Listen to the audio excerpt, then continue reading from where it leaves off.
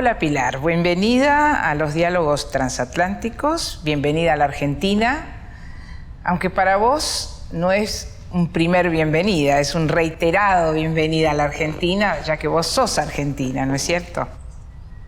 Quería aprovechar la ocasión de tener una intelectual, una historiadora argentina conmigo en este programa para justamente preguntarte por tu lugar, tu trayectoria como historiadora, pero sobre todo tu trayectoria de estudios. ¿Qué te llevó a Francia? Vos sos una argentina que vive en Francia, ¿no es cierto? Entonces, ¿qué te llevó a Francia y qué te llevó a la historia, a estudiar historia en Francia? ¿Y qué trayectoria, qué camino seguiste allá? Sé que es un camino un poco atípico, porque estudiaste en Grenoble y no, como todo el mundo piensa, en París.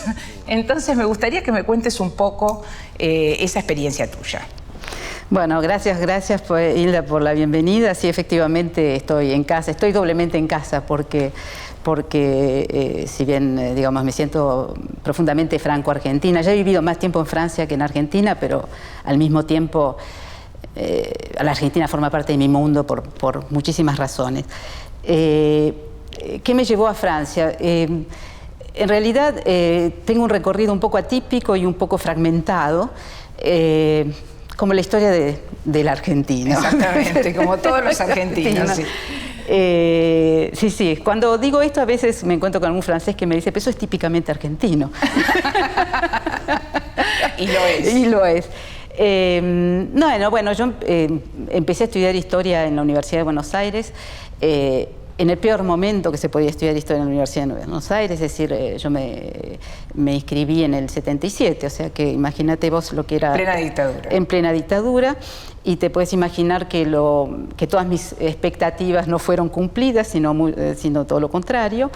Y la verdad que entre la frustración, el temor, porque eran filosofía y letras en ese entonces no era... Ya lo creo. Sí. Decidí, digamos, al cabo de un año que me quería ir. No necesariamente, no lo vivo ni como una vergüenza ni como un orgullo. Varios de mis compañeros son excelentes historiadores y han hecho una carrera. O sea, no creo que era indispensable, pero lo fue para mí. Claro. O sea, y bueno, y luego fue un recorrido muy personal, muy biográfico. Francia, de todas maneras, formaba parte de mi universo cultural en el sentido de que, bueno, la historia me había gustado desde siempre y Francia era un referente. Por otro lado, por estas cuestiones biográficas, mi tío y padrino era francés. Ah, sí, o sea que no era algo totalmente ajeno a mi universo, incluso familiar. Pero después fueron realmente idas y vueltas en un recorrido un poco... estuve por América Latina sin saber exactamente qué quería hacer de mi vida. ¿Antes de ir a Francia? Antes de ir a Francia, sí. Y eso fue muy formador para mí, ¿eh? Porque me abrió, digamos, América Latina dejó de ser un objeto de estudios para ser algo vivido. Sí, estuve por América Latina y en contextos un poco difíciles y de mi parte bastante irresponsable, porque estuve en Guatemala en el peor momento de Guatemala, en Colombia en el peor momento de Colombia. Pero era un tipo de recorrido típico también, sí, para nuestra... Bueno, sí, vos sos más joven que yo, pero digamos, para las generaciones de ese tiempo, la idea de conocer América Latina y convertir América Latina de una palabra que era un poco mítica en conocer la realidad social, sobre todo, ¿no? Para los que teníamos inclinaciones o preocupaciones de tipo sociohistórico, qué sé yo. Sí, hice prácticamente todo el recorrido, salvo Venezuela, en donde no me dejaron entrar. Y después, Francia era un destino, pero también tiene que ver con razones biográficas. ¿Por qué Grenoble? Eso creo que te lo conté. Sí, verdaderamente también es totalmente por recorridos personales, pero es cierto que Grenoble era una universidad, una ciudad primero donde había un grupo muy fuerte de exiliados chilenos. Eso llevó a que muchos exiliados argentinos fuesen hacia allí. Eso tiene que ver también con que ya había científicos argentinos instalados en Grenoble, claro, que sirvieron un poco como de punto de fijación. Digamos, fue un francés que me alertó, porque yo de eso no tenía ni idea, que Grenoble, me contó un poco cómo era el ambiente en Grenoble, el contexto. Grenoble era una ciudad socialista, en donde yo vivía en Saint-Martin-d'Air, que era comunista, y eso facilitaba también mucho la situación. O sea que no fueron, digamos, razones de escuelas historiográficas que me llevaron a Grenoble, pero tuvo Grenoble finalmente ¿cómo decir?, un impacto inesperado para mí, porque efectivamente en Francia, en la cartografía francesa, Grenoble es una ciudad donde, digamos, son importantes la física, las ciencias duras, pero no las ciencias sociales. Entonces yo hice mi licenciatura en Grenoble, y cuando tuve que elegir, digamos, decidir qué iba a hacer después, y dudaba entre hacer historia antigua, porque había hecho un recorrido de antiquista, o historia contemporánea, y ahí sí, evidentemente, me destinaba hacia América Latina. Le escribí una carta a François Chevalier, que era el catedrático de América Latina de la Sorbona, como se dice en francés, muy maladroit, muy torpe mi carta. Y claro, yo era alguien que no venía recomendada por nadie, de una universidad de provincia, y sin una idea bien clara de lo que quería hacer. Perfecto. Eras la candidata perfecta. Y Chevalier era el gran pope. El pope fue el primer catedrático de historia de América Latina en Francia, ¿no? Tenía la cátedra que fue creada en el 69. Y entonces, bajo mi sorpresa general, Chevalier me convocó a la Sorbona. Y después, tuve siempre una muy buena relación con Chevalier. Chevalier se estaba jubilando, y fue François Xavier Guerra que asumió la dirección.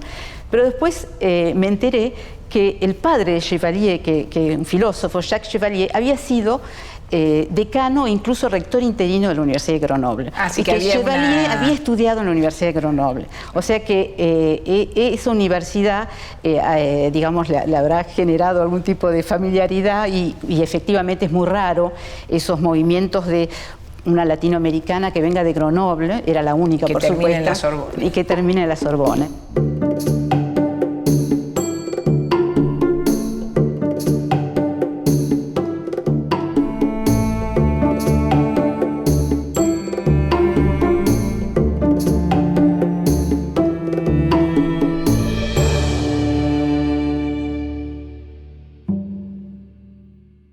Bueno, en todo tu trabajo empezaste por un interés especial en la ciudad de Buenos Aires, pero no en tanto ciudad, en tanto espacio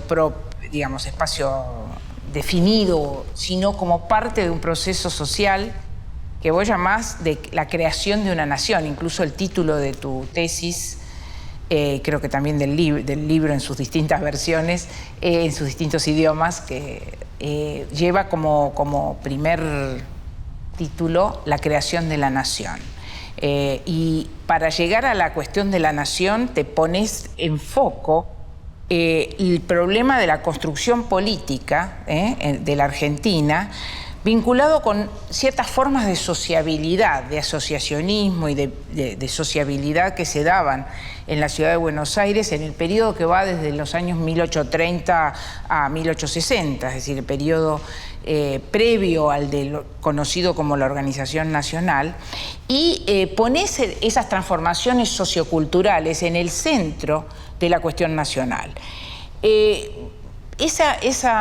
Me gustaría que me contaras un poco cómo llegaste a eso, cómo llegaste a la conexión entre lo que sería la definición de un proyecto político, de construcción de una nación, que era una república, pero también era una nación, y de qué manera combinás eso con toda esa zona de estudios sobre la sociabilidad que fueron tan importantes en el caso de la historiografía francesa, ¿no? Sí. Contame un poco, porque bueno, ese libro para mí fue un libro muy importante. Yo también he trabajado sobre temas parecidos, pero desde otro foco, ¿no? Entonces, ¿cómo abordar la cuestión política vinculado a la sociabilidad, en particular a la sociabilidad de una ciudad específica, que era una ciudad importante en la construcción de la nación argentina, pero a la vez era un espacio definido y particular? Sí. Bueno, yo creo que como toda persona, como digamos con todo historiador, hay ciertas lecturas que son determinantes, ¿no?, en la formación de uno. Y para mí, la República en el Pueblo, la République au Village, de Maurice Agulon, tuvo un impacto muy, muy importante, ¿no? Verdaderamente me dio vuelta en el sentido que primero dije, esta es la historia que yo quiero hacer, y esta es la manera en que quiero, digamos, abordar la comprensión de la realidad de hoy y de ayer. ¿Y cuál era el foco de esa Bueno, entonces la République au Village, Maurice Agulon, se propone justamente dar cuenta de los procesos de politización a partir de justamente el estudio de la sociabilidad. Pero lo hace no solamente a través digamos, a través de lo que lo que más se conoce de él, es decir, el mundo asociativo, cómo las ideas bajan, las prácticas, pero lo que en Agulon me impactó más, además de la manera que tiene de escribir historia, es esa aproximación etnológica que tiene. Yo en un texto que hice sobre Agulon dije ese ojo que piensa, ¿no? El libro me impactó tanto que el verano mismo yo era estudiante en la Sorbona, creo que lo leí en el 84, estaba haciendo mi máster y mi maestría en realidad, y me acuerdo que destiné ese verano a recorrer todos los pueblos de los cuales Agulon hablaba sobre sociabilidad. Y ahí descubrí verdaderamente cómo uno podía hacer lo que Bachtel proponía de historia retrospectiva, sí, pero sobre todo qué importancia tenían las prácticas cotidianas, las formas de interacción social en los procesos de politización, en los procesos de representación de la comunidad política. Es decir, Agulon, cuando habla de la República en el pueblo, lo que trata de dar cuenta es cómo la cultura republicana se desarrolla. Y efectivamente, cuando hablo de cultura republicana, no hablo únicamente de instituciones, no hablo de ideas, hablo de prácticas cotidianas y digamos, algo que me impactó mucho en ese famoso verano, y es cómo se vive en esta cultura republicana el espacio común, el espacio, no digo espacio público porque remite a Habermas, ¿no? El espacio común, que es el espacio de todos, ¿no? Hay una noción no solamente de implicancia política en la vida común, pero una inversión en el espacio común, espacio público. Por eso digo, esta inquietud que tengo en el trabajo sobre pensar las relaciones cotidianas en el espacio, ¿no? ¿Cómo eso el espacio, en este caso, en el espacio urbano. En el espacio urbano, el espacio de Buenos Aires. Claro. Y yo salí de esa lectura diciendo, yo quiero trabajar sobre eso, pero quiero trabajar no estrictamente sobre la forma, el asociacionismo. Quiero trabajar desde esa perspectiva, que es una perspectiva social de lo político. Y eso me marcó, y yo creo que hasta el día de hoy sigo definiéndome como alguien que hace una historia sociocultural, porque... es sociocultural. Sociocultural. Y la parte cultural yo creo que se la debo más, o es más justamente la herencia de guerra. Claro.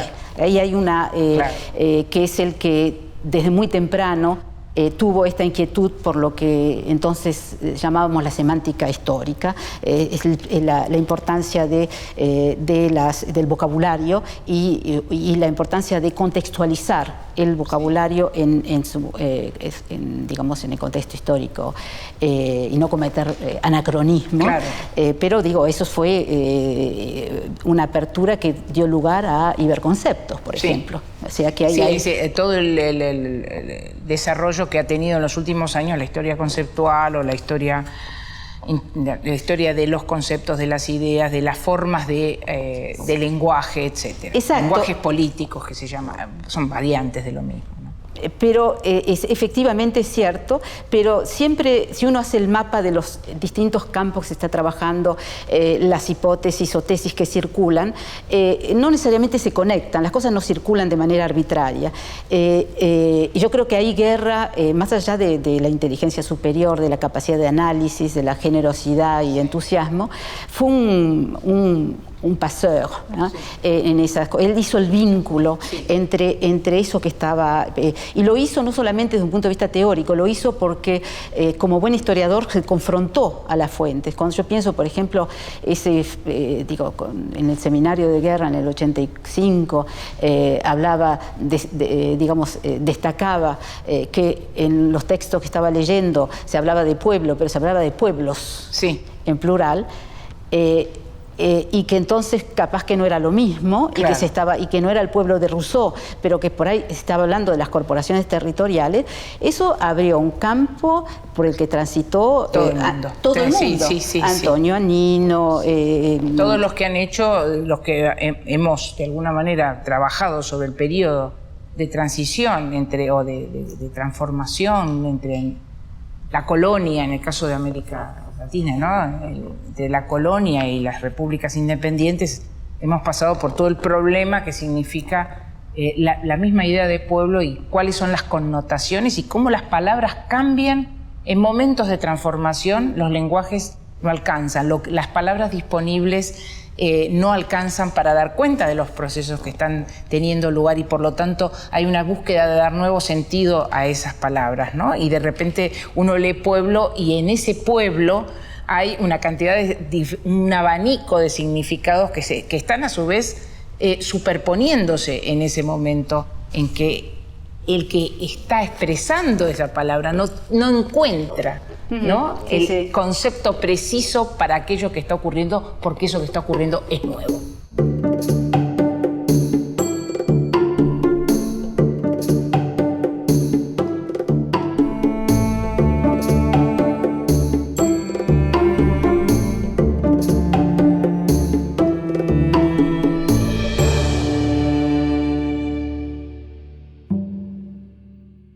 Para volver un poco a la afiliación, si bien, digo entonces, el objeto, sociabilidad y la aproximación a una historia social es digamos, una inspiración totalmente aguloniana de mi parte, pero, por ejemplo, hay dos elementos dos o tres cuestiones que innovo, vamos a decir, o que me distingue de la posición de Agulon. Una de ellas es la relación con la nación, que es un tema que Agulon no trama. Y la segunda tiene que ver con, ahora de vuelta, esta inquietud por la palabra, tiene que ver con el rastreo que yo hago digamos, que yo no solamente trabajo sobre la sociabilidad, digamos, tomo el objeto de sociabilidad como un objeto histórico, sino que me interrogo y doy cuenta de un vocabulario sobre lo social y la sociabilidad que acompaña el desarrollo de estas prácticas. Entonces, esa inquietud esa curiosidad por el vocabulario, eso se lo debo absolutamente a Guerra. Y lo que descubrí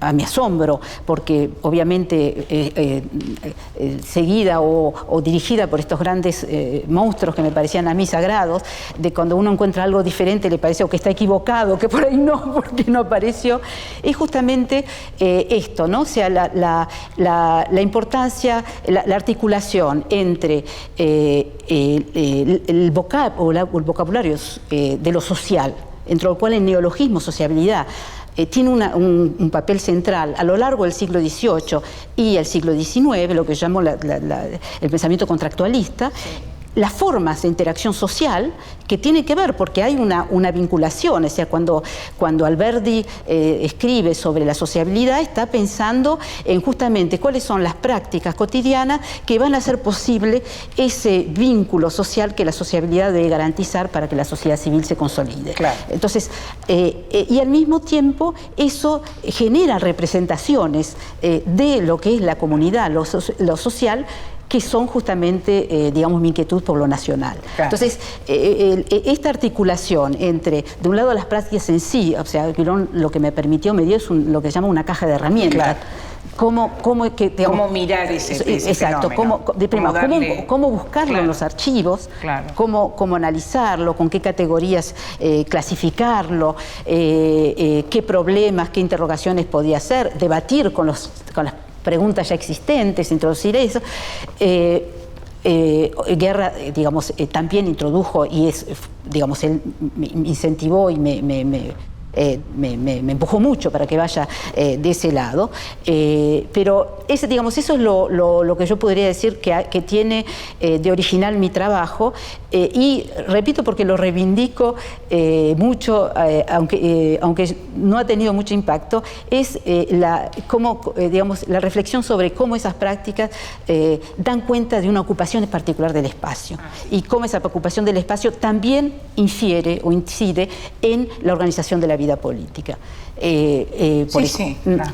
Sí, digamos, el espacio no como escenario, sino el espacio como un actor. Sí. Dentro o sea, es fundamental el ida y vuelta ahí, ¿no? Así, cómo incide, bueno, todo lo que vos analizás, ¿no? El despliegue espacial no es solamente, porque ahí hay un escenario, el escenario es parte del proceso. Sí, se construye. Sí. Se construye, y es una interacción entre cómo esas prácticas se identifican, se despliegan en un espacio. Por ejemplo, lo demostré con las pulperías, cómo las pulperías consolidan espacios que se consideran como espacios de vecindad. Sí. Quien es vecino no es vecino, el que viene a esta pulpería lo conocemos, es de acá. Entonces, cómo se articulan esos espacios de interrelación social con representaciones del espacio vinculados a una comunidad específica. Claro. Entonces, eso es un tema que a Quirón tampoco se lo plantea, y que tiene que ver, yo creo, con el impacto que tuvo descubrir para mí esa dimensión espacial.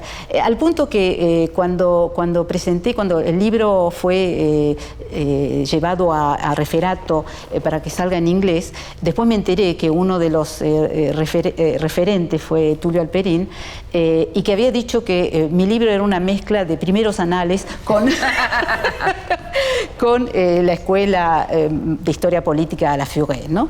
Pero es interesante, porque para quienes construyeron o quienes fueron los arquitectos, digamos, del proyecto de construcción de una república, en el caso nuestro, por ejemplo, el tema del espacio urbano tuvo un rol fundamental. Pensaron el espacio urbano para fomentar prácticas de tipo republicano, ¿no? Cuando uno ve la manera en que se diseña, ¿no? Se diseña espacios abiertos, ciertas plazas, siguiendo una tradición colonial, pero modificándola a través de la imposición, del despliegue en esos espacios de símbolos cívicos, ¿no? Eso es fantástico. Se ve en todo el periodo que vos estudiás, en el periodo que estudio yo, que es el posterior, digamos, pero se ve como la apropiación luego del espacio público para el despliegue de formas de participación política, de manifestaciones o de demostraciones de distinto tipo, de celebraciones, de fiestas. El espacio no es solamente el continente de lo que ocurre, es un protagonista de lo que... Solo si esos espacios existen, y solo si hay toda la simbología que esos espacios suponen, es posible transformar eso en un acto cívico, en un acto de ciudadanía o de participación en el marco de una república. De manera tal que para los contemporáneos para los arquitectos de esa nación es muy claro que el espacio juega un rol, ¿no? Después los historiadores nos olvidamos muchas veces y lo vemos como simplemente ocurrió en tal calle o hubo una manifestación que fue de acá a acá, pero en realidad la posibilidad misma de que eso ocurriera tiene que ver con el diseño mismo de que la ciudad va adquiriendo a medida que van transformándose las propuestas políticas, ¿no?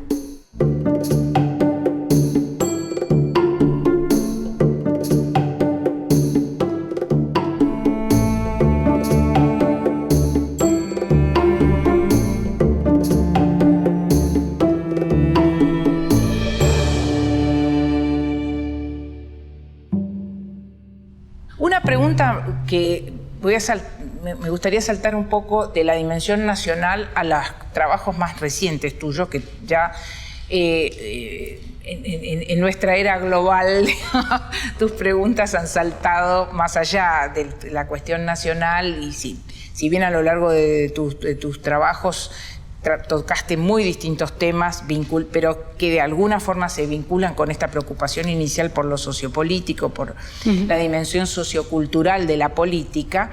Ahora esto has dado un paso hacia afuera, por decirlo así, o hacia lo global, hacia lo transnacional, y estás trabajando sobre cuestiones que tienen más que ver con circulación de saberes, inmigración y últimamente sobre cuestiones del imaginario imperial en el siglo XIX. Me gustaría que contaras un poco el tránsito, ¿no? Más que nada cómo saltaste, digamos, que no es un salto, porque de alguna manera es parte de lo mismo. Es parte de lo mismo. Pero de alguna, si vos lees, al leer tu obra, es claro que ahí hay un viraje, en todo caso, ¿no? O un cambio en el foco de atención, o de alguna manera una apertura hacia cosas que se están iluminando de manera más intensa en los nuevos trabajos, ¿no? Sí, yo creo que no es un salto en el sentido de que en el fondo siempre estoy tratando de pensar lo mismo, que es este proceso que va desde la ruptura revolucionaria hasta la consolidación de estados nacionales, claro, que es un proceso de un largo siglo XIX. Entonces, ¿cómo salto? Sí, salto no es la palabra. Entonces, pero ¿cómo iluminás otra zona?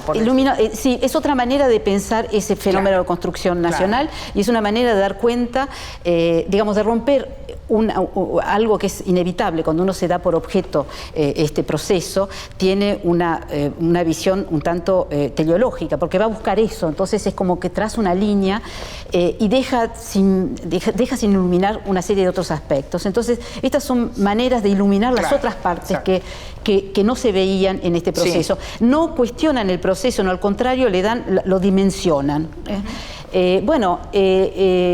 La cuestión migratoria, cualquier persona que trabaje, en la historia argentina es imposible no encontrarla, que sintetizar la economía, la política, lo que fuese. Yo la había encontrado y efectivamente incluso en una parte de mi tesis me daba cuenta que había allí, incluso en la introducción de nuevas prácticas, un fenómeno disruptor, que era esto que yo no sabía cómo analizar y que comencé a analizar posteriormente a mi tesis. Lo que me ocurrió hice varios trabajos sobre historia migratoria más clásicos, pero lo que ocurrió es que trabajando sobre migraciones me encontré con el debate sobre el transnacionalismo, ¿no? Que es un debate que en realidad viene de los estudios migratorios y más bien de la antropología y va a transferirse luego a la historia. Y en particular porque los temas políticos me interesan y me llamó mucho la atención que en los trabajos sobre transnacionalismo se ponía el acento en las transformaciones de la globalización que habían llevado a, que estaban fragilizando hoy en día el Estado-Nación y a nuevas figuras de lo político y en particular, por ejemplo, a lo que muchos llaman la ciudadanía transnacional, sí, postnacional, ciudadanía flexible, global, todas estas cuestiones. Ahora, entonces, y lo interesante es que estas cuestiones, que esta literatura parte de un presupuesto de que esto es nuevo, y que desde el siglo XIX la ciudadanía era nacional y la globalización lo rompe. Entonces, digo, más allá del presentismo de esta visión, que es propio, digamos, de lo que esto inmediatamente me interpeló porque yo dije, pero así no es, ¿no? Claro. Esto me suena que ya lo conozco de otra época. No, y entonces dice, sí. Porque efectivamente en el caso argentino, y no es el único, y vos lo conocés muy bien porque tus trabajos también me inspiraron en esta reflexión, es que la ciudadanía, digamos, la ciudadanía no estaba identificada necesariamente con la nación y que uno podía encontrar lo que yo denominé una ciudadanía de residencia, es decir, que los extranjeros, porque habitan, tienen derechos, intervienen, y no solamente intervienen, sino que son considerados y se proyectan en una comunidad. Sí. Y no es únicamente una cuestión informal, está formalizado a través de elecciones. Entonces, este tema era doblemente importante para mí, desde un punto de vista intelectual, porque permitía entrar desde la historia a un debate que a mí me parecía que tenía problemas. Y desde el debate actual, decís vos, sí, claro. Y desde la política, porque esto, digamos, yo me introduzco en estos temas en el momento en que en Francia resurge la cola de la serpiente, que es los extranjeros pueden o no votar hoy en día en las elecciones municipales. Cada vez que un socialista va a presentarse a las elecciones, promete que cuando él llegue van a votar los extranjeros. Va a acordarle el voto a los extranjeros. Y cada vez que asume el gobierno dice no, sí, o incluso dice no estamos preparados, no estamos listos. Y en ese no estamos listos hay todo un debate que no es únicamente político, que es intelectual, y figuras como Dominique Schnapper lo van a decir, incluso Pierre Savalon tiene un momento, decir que la ciudadanía, digamos, que concierne la soberanía y es algo que no se puede tocar. O sea, es un ámbito reservado a los nacionales. Entonces, eso dio lugar a la organización de un coloquio, un congreso, porque fue suficientemente grande, que se tradujo en un libro que se llama Étrangers et Société, en donde justamente fue un diálogo transdisciplinar, en el sentido que invitamos sociólogos, historiadores. Es más, el libro se llama Étrangers et Société, del medioevo a nuestros días, o sea que... Tranquilo. Vinieron especialistas de época clásica, de la época moderna, en fin, fue muy interesante. Pero la idea era justamente tratar de reflexionar sobre esta figura y esta identificación o esta idea que la Revolución Francesa lleva a una identificación estricta y necesaria entre ciudadanía y nacionalidad. Y entonces, a partir de ahí fue una estrategia para mí de investigación, partir de la hipótesis de que esas dos nociones no necesariamente tienen que ir juntas y pensar cómo se articulan, en qué momento y bajo qué, digamos, características.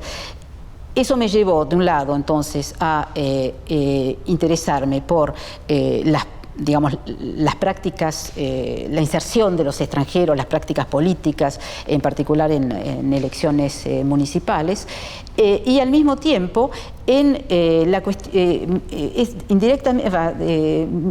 mismo tiempo me llevó a ocuparme de cuánto esa presencia de extranjeros instala otro tema, que ahora es el tema que me preocupa mucho, o sea, que me interesa, que es el tema del derecho internacional. Porque efectivamente Argentina va a ocupar un papel, y los juristas argentinos, un papel importante en la constitución, consolidación de un derecho internacional, lo que es bastante llamativo y que en las historias globales, que son generalmente del norte, desaparece.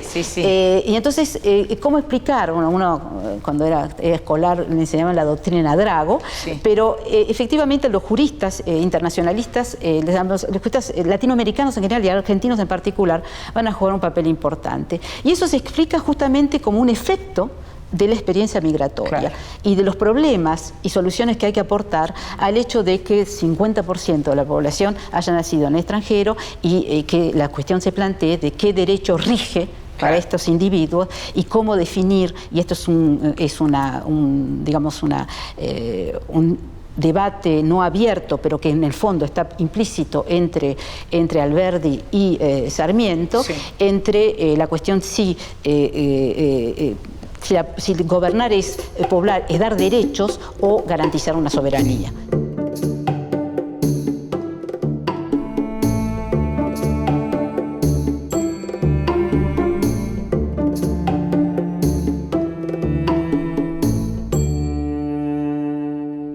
Pilar, muchísimas gracias por esta charla. Quería seguir charlando sobre un montón de otros temas, pero bueno, no tenemos más tiempo. Pero espero que vuelvas pronto, como siempre, y podamos volver a encontrarnos. Bueno, muchísimas gracias a vos y para mí es un gran placer y como vos sabés, conozco el camino y lo transito seguido. Sí, y nuestras charlas son eternas. Exacto. Bueno.